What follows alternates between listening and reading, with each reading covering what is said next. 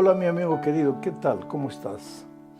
Quisiera empezar diciendo que nada está perdido en tu vida si tú confías en Dios. Por más que la noche te parezca oscura, por más que la circunstancia que vivas te parezca que no tiene solución, Jesús está a tu lado y es capaz de abrir las puertas, las ventanas, hacer que la noche desaparezca y que nazca el sol de un nuevo día en tu experiencia. Vamos a la lección número 7 para el 17 de agosto del año 2024. El título de la lección es Instruyendo a los discípulos, parte 1, porque esta lección la vamos a estudiar 2 semanas seguidas. Bueno, el propósito de la lección de esta semana es mostrarnos que el Señor Jesús tenía una tarea desafiante al instruir, al enseñar a sus discípulos sobre el propósito de su venida a este mundo. Porque ellos pensaban que Jesús era el libertador mesiánico que venía a librarlos del yugo esclavizador de Roma. Ellos no entendían que la misión de Jesús era espiritual y que en realidad Él había venido al mundo para libertarlos del pecado. Y ese problema es nuestro también, porque muchas veces nosotros solo tenemos conciencia de las cosas que nuestros sentidos captan, que falta dinero para pagar el alquiler, o mi esposa está enferma, o mi hijo está en las drogas, o me falta empleo. Esos problemas son reales, no los podemos negar. Porque mientras vivamos en este mundo, pues muchas veces vamos a necesitar empleo, dinero, una familia, en fin. Entonces, el problema es que nosotros humanamente, nuestro hombre natural, solo capta las cosas que nuestros sentidos pueden percibir, pero muchas veces no capta la verdadera necesidad del alma, que es espiritual. Y cuando buscamos a Jesús, generalmente buscamos tratando de resolver los problemas que nuestros sentidos captan. Pero en realidad no vamos a Jesús buscándolo como nuestro Salvador personal, aquel que vino a este mundo para rescatarnos del pecado. Porque nuestro verdadero problema es el pecado. El pecado destruye, el pecado te carga de culpa, el pecado te masacra, te esclaviza, no te deja ser feliz. Ese es nuestro verdadero problema. Entonces, si Jesús resuelve ese problema clave, básico, todos los otros problemas se van resolviendo.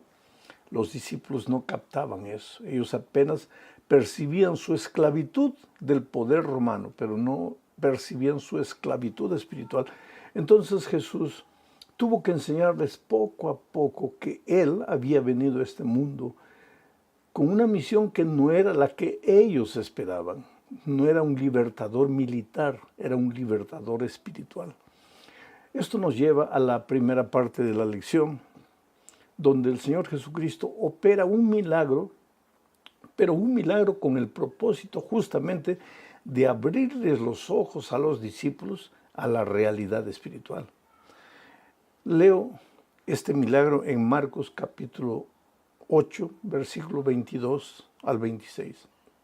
Voy a leer y voy a comentar. Dice, vino Jesús luego a Betsaida. Esta expresión es interesante, vino a Betsaida. Ahora cierra los ojos, imagina. Vino Jesús un día a esta tierra. ¿De dónde vino? Del cielo. Los seres humanos en sus tiempos pensaban que Él venía de Nazaret. De Nazaret puede venir algo bueno. Jesús no venía de Nazaret, venía del cielo. Pero en esta tierra muchas veces vino a diferentes lugares, llegó a diferentes lugares con el propósito de libertar. Dice el texto, vino luego a Betsaida y le trajeron un ciego y le rogaron que le tocase.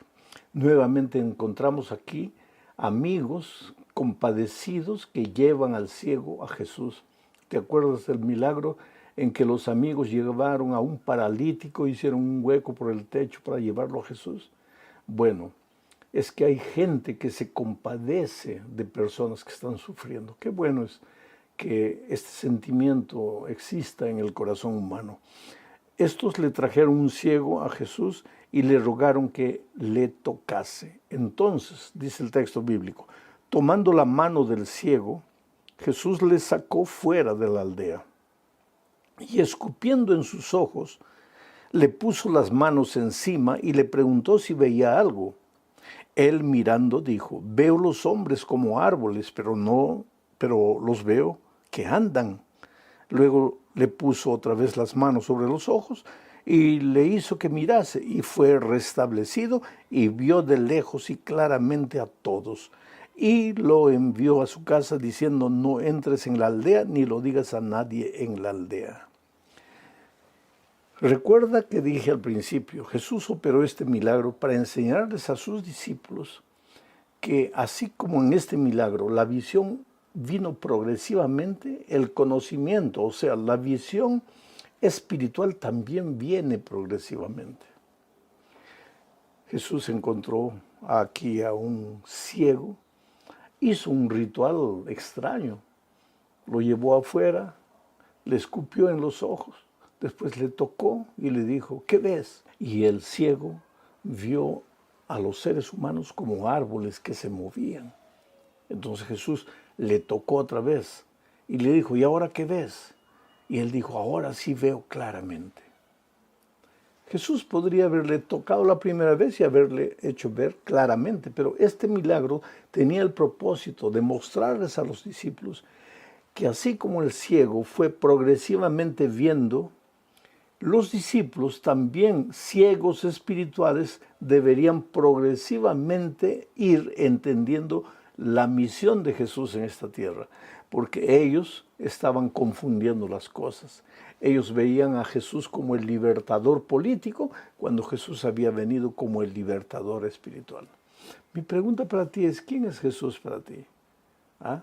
¿El que soluciona tus problemas físicos, tus problemas materiales, o el que soluciona los problemas de tu corazón? Si Él te cura por dentro, tú vas a tener, ya curado por la gracia maravillosa de Jesús, condiciones de enfrentar las dificultades y vencerlas. Vamos a la segunda parte de este estudio, bajo el título El costo del discipulado. A partir de este momento, Jesús empieza a revelar su misión. Miren lo que dice Marcos 8, 31 al 33.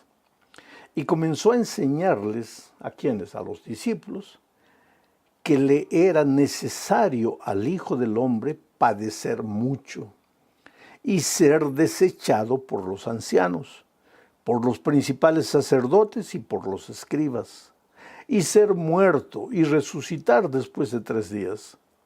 Esto les decía claramente. Entonces Pedro le tomó aparte y comenzó a reconvenirle, o sea, a recriminarle. Pero él, volviéndose y mirando a los discípulos, reprendió a Pedro diciendo, quítate delante de mí, Satanás, porque no pones la mira en las cosas de Dios, sino en las de los hombres. ¿Te das cuenta lo que dije hasta aquí? Jesús comenzó a mostrarles ya su misión. Le dijo, ustedes piensan que he venido para libertarlos del poder de Roma. No, no, no. Yo he venido para servir y he venido para morir. Dentro de poco el Hijo del Hombre, refiriéndose a Él, va a ser perseguido, va a ser muerto. Y entonces Pedro, que hasta ese momento solo tenía la capacidad de ver las cosas materiales, Pedro, que hasta ese momento pensaba que Jesús era el libertador político de Israel, se acercó y le reconvino, o sea, le recriminó en voz baja. Le dijo, Señor, no digas semejante cosa. Tú eres el Mesías Todopoderoso. ¿Cómo vas a decir que te van a prender, que te van a crucificar? Y el Señor Jesucristo lo reprendió en público y le dijo, quítate de mí, Satanás. Qué cosa terrible. En algún momento, el enemigo, no es que Pedro estaba poseído por el enemigo, pero en algún momento el enemigo usó a Pedro para tratar de desviar al Señor Jesucristo del cumplimiento de su misión. Dice, Jesús le dijo a Pedro, tú colocas la mira en las cosas de esta tierra, no colocas la mira en las cosas de Dios. Ese es el peligro que todos nosotros corremos, de buscar a Jesús poniendo las miras en las cosas de la tierra y no en las cosas de Dios. Nos olvidamos de nuestro verdadero problema y solo tenemos conciencia de nuestros problemas periféricos. Oh querido, hasta un hombre como Pedro, un discípulo como él, en algún momento puede ser usado por el enemigo para tropiezo de otros. En este caso, él no consiguió ser piedra de tropiezo para el Señor Jesucristo, porque Jesús tenía bien clara la misión por la que había venido al mundo.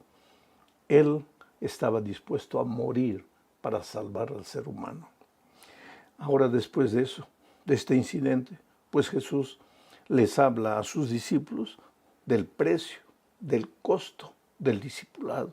Les dice, cualquiera que quiera seguirme, niéguese a sí mismo, tome su cruz y sígame. Quiere decir, si ellos esperaban que el Mesías había venido y ahora todo les iba a ir maravillosamente bien porque iban a recuperar el poder, estaban equivocados.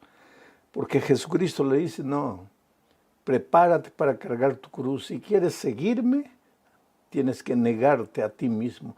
Tienes que renunciar muchas de las cosas que te atraen en esta vida, porque seguirme no es fácil.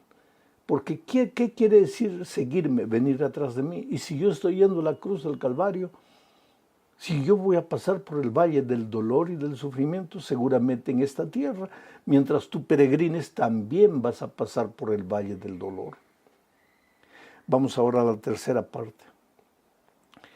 El subtítulo es La montaña y la multitud, porque aquí vamos a hablar de la transfiguración. 6 días antes de la transfiguración, sucedió esto que voy a leer en Marcos 9:1. Jesús les habló a sus discípulos y les dijo lo siguiente, miren, también les dijo, de cierto os digo que hay algunos de los que están aquí que no gustarán la muerte hasta que hayan visto el reino de Dios venido con poder. Recuérdate que Jesús habló a una multitud. Había mucha gente ahí. Y Jesús dijo, algunos de ustedes no conocerán la muerte sin haber visto venir al Señor en gloria, sin haber visto el reino de Dios en toda su plenitud, en todo su esplendor, en toda su gloria. Hasta hoy este versículo crea muchos problemas a la gente. Hay gente que dice, pero este versículo nunca se cumplió. Entonces Jesús mintió. ¿Por qué? Porque ya todos los que estaban en ese grupo de personas a las cuales Jesús habló ya murieron. Y como él dijo, algunos de los que están aquí no conocerán la muerte hasta no ver el reino de Dios en su esplendor. Pero 6 días después, Pedro, Jacobo y Juan fueron con Jesús al monte y vieron la transfiguración y vieron el reino de Dios en todo su esplendor. Y lo que Jesús les dijo en el versículo 5 se cumplió al pie de la letra. Jesús no estaba hablando de su segunda venida, estaba hablando del establecimiento del reino de Dios en gloria. Cuando estos 3 discípulos participaron de la transfiguración, vieron pues el esplendor del reino de Dios, al Señor Jesucristo como Rey de Reyes y Señor de Señores.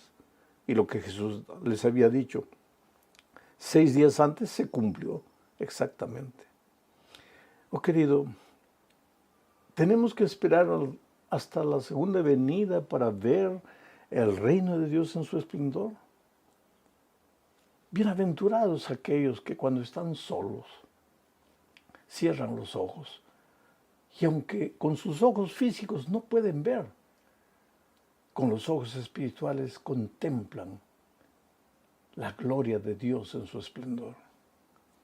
Bienaventurado eres si en tu caminar diario, al ir a trabajar, a estudiar en la calle, aprendes a vivir en el espíritu espíritu del reino de Dios, aunque rodeado de miseria, de dolor, de violencia, aunque rodeado de pecado, eres capaz de ver la gloria de Dios en su esplendor. Esta es una experiencia que todos los cristianos debemos tener, aunque todavía no ha llegado el día de la venida de Cristo. La cuarta parte habla de quién es el más grande. Es que Jesús hablaba de su reino. Jesús hablaba del dolor que se aproximaba. Jesús hablaba de que su reino no era un reino de poder terrenal, sino espiritual. Y sin embargo los discípulos pues no entendían, así como el ciego que fue abriendo los ojos paulatinamente, ellos paulatinamente también fueron abriendo los ojos espirituales para entender que la misión de Jesús era redentora del pecado, no salvadora del poder de Israel. Leo lo que dice Marcos 9, 33 al 35. Este es un incidente interesante. Mira, y llegó a Capernaum, y cuando estuvo en casa les preguntó, ¿qué disputabais entre vosotros en el camino? Mas ellos callaron, porque en el camino habían disputado entre sí quién había de ser el mayor.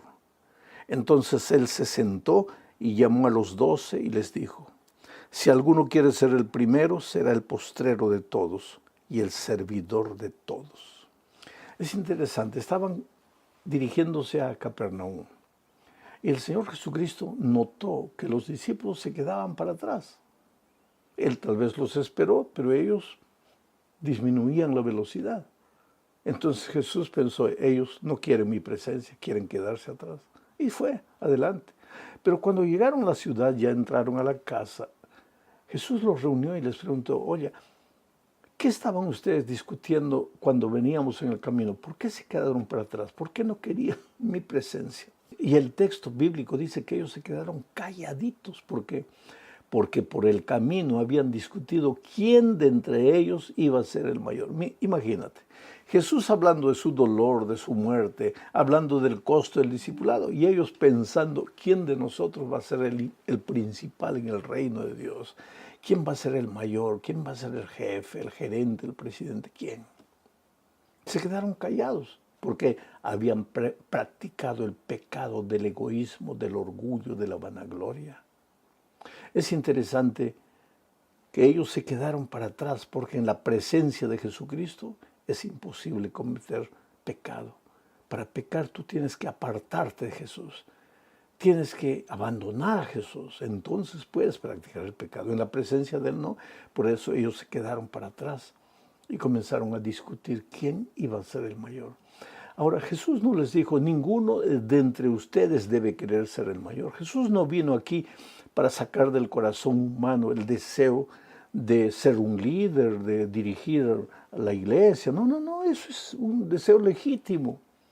Pero Jesús vino a enseñarnos cuál es el camino para ser el líder. No es el chisme, no es lleno de estrategias humanas para derrumbar al que está en primer lugar. Jesús les dijo, si alguno entre ustedes quiere ser el primero, no dijo ninguno entre ustedes debe querer ser el primero, dijo si alguno entre ustedes quiere ser el primero, sea primero siervo de sus hermanos. O sea, el camino para el liderazgo es el camino del servicio. Cuanto más sirves, estás más apto para dirigir, para liderar. Llegamos al fin de este estudio hablando de un versículo interesante. Voy a leer para comentar. Marcos 9, 43 y 44 dice, si tu mano te fuere ocasión de caer, córtala. Mejor te es entrar en la vida manco que teniendo dos manos ir al infierno, al fuego que no puede ser apagado, donde el gusano de ellos no muere y el fuego nunca se apaga. Interesante este texto, ¿no? Aquí Jesús no quiere decir que si tienes problema con los ojos debes literalmente arrancarte de los ojos, no. Aquí Jesús no está hablando de mutilación, córtate el brazo, córtate el pie, si estás yendo a lugares que no debes ir, córtate el pie para que no vayas. No es eso. Lo que Jesús quiere enseñar es, renuncia a todo lo que te ata a esta tierra. Renuncia a todo lo que te amarra a la mundanalidad de esta vida. Vamos a decir, si tienes problemas de música y la música te perturba y no puedes libertarte, ya se te ha creado un vicio con la música, entonces pues abandona la música. Es mejor que entres sin esa música que al reino de los cielos, que con todo te pierdas. Hay otro pensamiento interesante aquí, dice, es preferible entrar al reino de los cielos manco que con las dos manos ir al infierno, al fuego que no puede ser apagado. Aquí se habla nuevamente de las consecuencias. Si un día nos perdemos, no es que vamos a arder por los siglos de los siglos. Si un día nos perdemos, las consecuencias